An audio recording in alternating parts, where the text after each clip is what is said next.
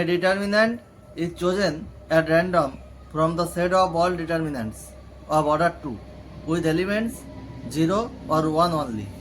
Find the probability that the determinant chosen is non-zero. It came in WB Joint 2022. Option 1 3 by 16, option 2 3 by 8, option 3 1 by 4 and option 4 5 by 8.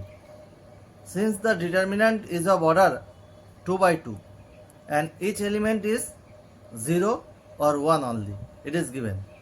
So n of s, sample space, number of sample space will be 2 to the power 4, that is 16, and the determinant is positive or 1 0 0 1, it will be positive, 1 1 0 1, it will be positive, 1 0 1 1, in this case it will be positive.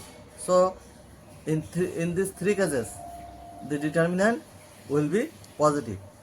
So n of e equal to 3, required probability equal to 3 by 16.